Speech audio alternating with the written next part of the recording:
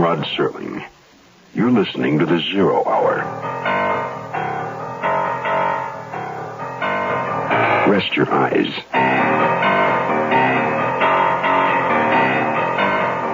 Exercise your imagination. Today, Glenn Hall Taylor's tale of a watery grave floating down the river. Starring Greg Morris. In a Mutual Broadcasting System presentation of The Zero Hour.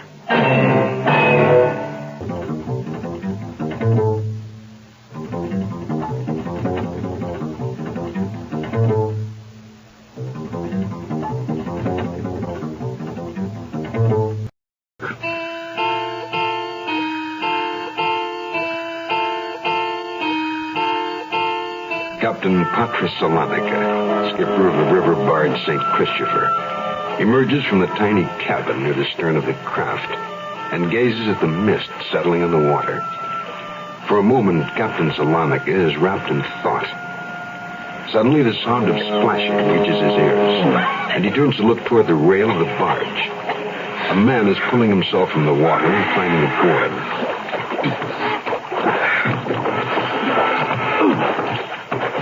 Hey, who are you? I said, who are you? Don't blow your cool. Give me a chance to get my breath. What are you doing on my boat? Where do you come from? Oh, what do you think? What were you doing in the river at night? I work on the tug. I fell overboard. Here. Hey, take my hand. I help you get up. Thanks. What's the matter? You hurt? My arm. Yeah, it's bleeding. Here, come, we go to cabin. I take care of your arm. Get you some dry clothes, too. Come on. Here we are. Maria! What you want? We have here man fell off talk, need help. Oh, what happened to his arm? I'll be okay, miss. Maria, fix the pillows. Here, mister. We put you on this bunk. Easy. Yeah. Now I go ashore. I get doctor for you. No. Oh. You need doctor. I don't want no doctor. Well, I tell you what. Maybe some whiskey help you. That'd be fine. Yeah, I have some forward. I get the bottle. That arm hurt much? I don't want no doctor. Tell your father that. He ain't my father. No? He's my husband. Why don't you want a doctor? I just don't, that's all. I'll straighten myself out in a little while. Let me stay here, huh? You want to stay here? Yeah. I'll fix it so he don't get a doctor.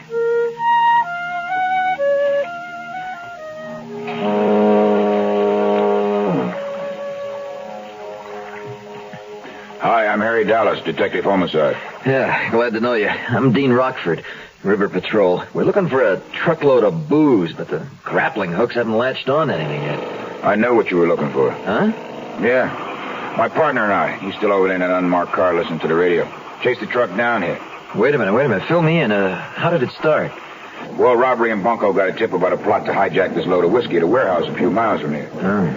We were cruising near there when we got this code on the radio, so we rolled on it. Arrived just in time to see the truck barreling out of the place. We tailed it along the river road down here. The driver must have panicked because he turned off the road onto the dock and just kept going. Sailed right off the end. Was the driver still in the truck? Well, we know he didn't jump. We got on the mic right away and reported to headquarters. Did you learn anything? Yeah. There were 2 guys in on the job. There was some shooting. Watchman got killed. One of the hijackers took a slug in the chest. The ambulance took him to county emergency. Second guy got creased, so if he got it too bad, he might not have made it out of that cab. Did you talk with the guy before they took him to the hospital? No. He's out colder than yesterday's meatloaf. How long do you think it'll take to retrieve the truck? Can't make a guess yet. Probably take until morning. Figured. Well, I think we'll wheel over to county hospital and see if the wounded guy is able to talk yet. Be sure we're kept posted. Right, will do. So long, Rock. See you soon. By the way, as long as we're going to be working together on this, I think it'll be quicker if you just call me Dean. Right. In case you didn't catch it, Harry's my first name. See you, Dean.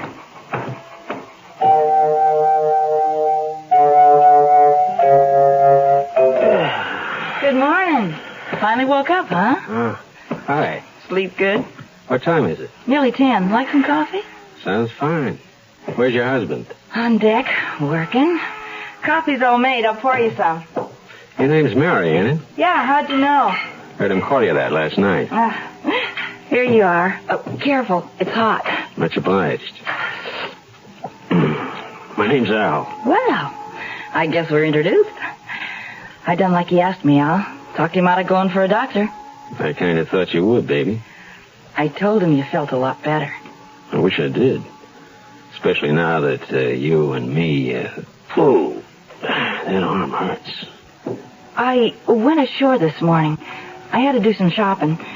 The checker at the supermarket told me that last night a truck went off the dock about a quarter of a mile up the river. Some guy was in it. The truck was stolen. No kidding. Was the guy drowned? At first they thought he was. But when they got the truck out, there wasn't nobody in it. Now they ain't sure. What do they think happened to him? I don't know, but I think he got away. I didn't say nothing to my husband about it. Why? It might get the guy in trouble. Why are you putting yourself on his team? Because it takes guts to do what he did. You like that, huh? I think it's super. And I think you are, kid. Tell me something. How come you married to an old seagull like the skipper? I don't know. I expect it was because he was nice to me. He treated me like a lady, not like just another broad. Oh, you could have done better than him with what you got. Or maybe that's what you wanted. You out of your gourd. I hate living on this dirty scow. Go no place, see nothing, do nothing. I ain't old like him. I want to swing. Maybe that could be arranged. How? Tell you what, babe, I'll make you a deal. You fix it with that old guy so as I can lay low on this tub for a while. And when it's time I should split, you pack your duds and come with me. I was hoping you'd say that. Would you kiss me, Al? Well, that was mighty good, lover boy. If you think that was good, babe, wait till I can grab you with both arms.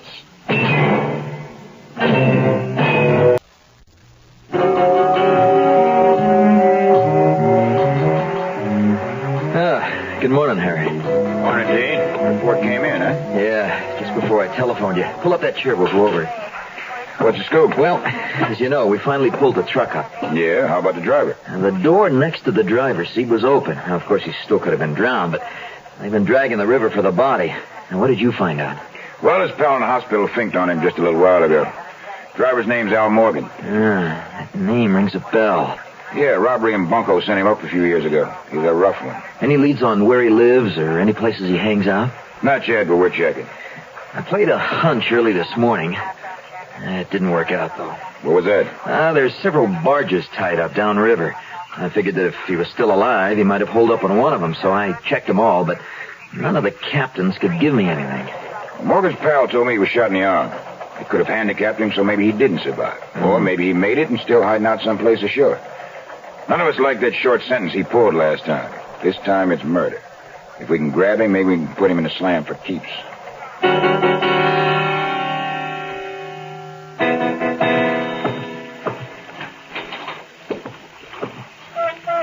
Maria? He's sleeping. Still? He woke up once and had coffee. He's real pooped. Well, I want to speak with him about something. What is it, Patrick? It's very important. He must tell me something. I wasn't sleeping. What's so important? A river patrol officer stopped by a little while ago. He was looking for a man who drove a stolen truck into the river last night. Now look, Patrick. You be quiet, Maria. I did not tell the officer about this man yet, but I would like to ask him some questions. Like what, mister? Well, I would like you to tell me the name of the tug on which you worked. The one you say you fell off? If you gotta know, it was the Queen Mary. Don't be funny with me, young man. I have been what you might call a good sport, but I am captain here. I have good reputation. I cannot afford to do things against the law. So? So I think you are the man the officer is looking for. And if I am? Then I turn you in. I'll level with you, pup. I'm the guy, but you ain't turning me in. He stayed here, Maria. Patrick. I always give you good advice. Try to make you know what is right and wrong. Do not do this. I say he stays here. But, Maria, this man is bad. He's a dangerous criminal. Why you take his side in this? You, my wife. Why do you think? Kind of looks like I stayed, don't it, Pop? You mean you and my wife? Oh, you don't do this to Captain Salonika. Out of my way, mister. I go get police right now. I wouldn't do that if I was you. You don't stop me. Look out for his dead arm. I still got a good one left, baby.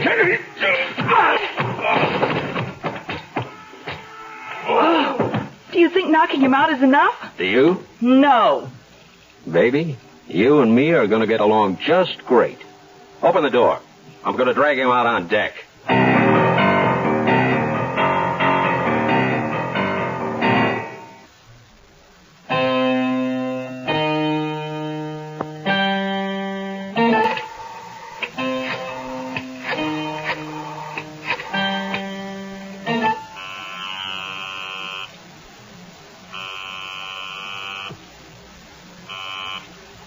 River Patrol, Officer Dean Rockford.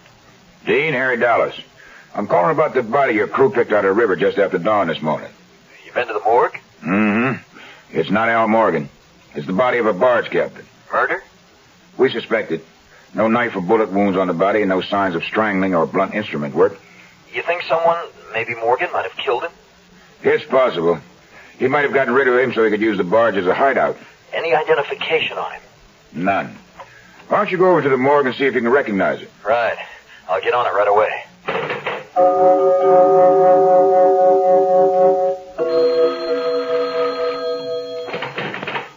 Homicide, Dallas speaking. Harry, Dean Rockford. Listen, I'm calling from the morgue.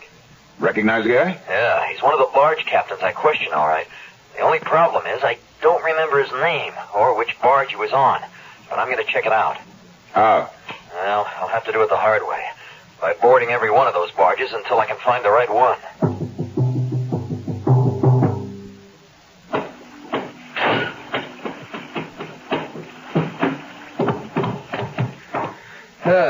Morning, Miss, Salonika. And it's Mrs., not Miss. What's the River Patrol want on board the St. Christopher? Oh, just routine, Mrs. Salonika. I'm Officer Rockford. I'm checking all the barges along here. The body was taken from the river today. The man happened to be a barge captain. Is your skipper aboard? No. My husband, he's the captain, went ashore about 10 minutes ago. Well, I'm glad to hear that he's okay. One of the other barge captains told me the description I gave might fit your husband. You know something? Captain Whitaker, 2 barges down the river, is sometimes mistaken for my husband. How would you describe the man you're looking for? Oh, about 55, gray hair, 5'6", maybe. I guess it'd be weighed around 160. Could fit Captain Whitaker. I'd try if I were you. Second dock down, you said? Yes. Okay, thanks. I'll get right down there.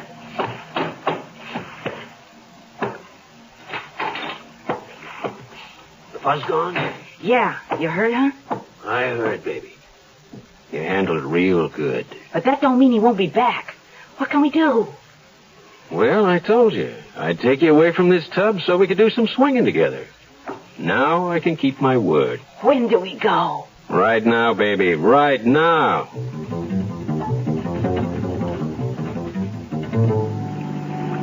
So you think this might be the payoff? Could be. I could kick myself for letting that woman con me. How'd she con you? She told me this Captain Whitaker looks like her husband. So I went to see him. The minute I got aboard, I knew I'd been had. Whitaker looks nothing like Salonika. For my money, she's had something to do with her husband getting that permanent dunking. We'll soon find out. There's the St. Christopher. Pull over there on that dock.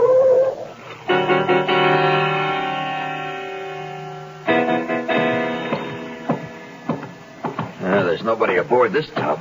Doesn't seem to be. But let's not take any chances. Stand back while I open the cabin door. No one in there. Let's take a look around. See what's in those drawers. Yeah. Man's clothes. Only a few woman's things. Probably made a run for it. How about that locker? Same here. Man's coats and pants at this end. Empty hangers at the opposite end. That should be where her things have been hanging. How about that wastebasket? Anything there? Oh, just a bunch of papers and a... Uh-oh. Your hunch was probably right. Al Morgan could have been here. Look, a bloody bandage. Yeah, we're getting warm. I'll wrap the bandage in a towel and take it along. Here's an envelope addressed to Mrs. Salonika. According to this, she gets her mail in care of general delivery at the main post office. I'm going to save this envelope. Might give us a lead. Save the stamps. They're genuine antiques. 11-cent airmails. Let's get back to the car. I want a radio for an APB on Mrs. Salonika and Al Morgan. Then, just for insurance, you and I are going to stake out that general delivery window for the next few days.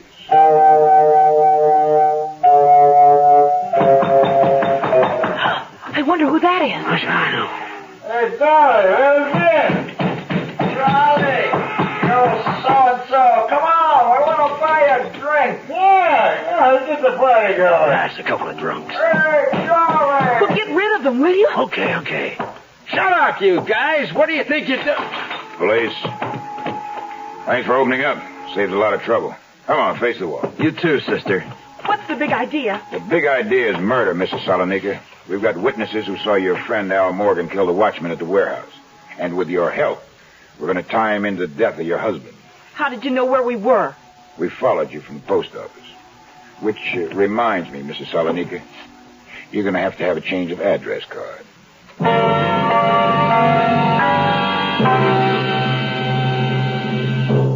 I'm Rod Serling. Close your eyes, exercise your imagination, and join us again on our next presentation of The 0 Hour. Floating Down the River is an original radio drama adapted by Glenn Hall Taylor. Greg Morris was heard as Harry Dallas. Featured in the cast were Dick Ryle, Jack Crucian, Ginny Tyler, and Jerry Dexter. 0 Hour, created by J.M. Coates, directed by Don Hughes, is produced in Hollywood for the Mutual Broadcasting System by Radio Productions Incorporated. Music is composed and conducted by Stanley D. Hoffman. Rochelle Sherman, associate producer. This has been a presentation of the Mutual Broadcasting System.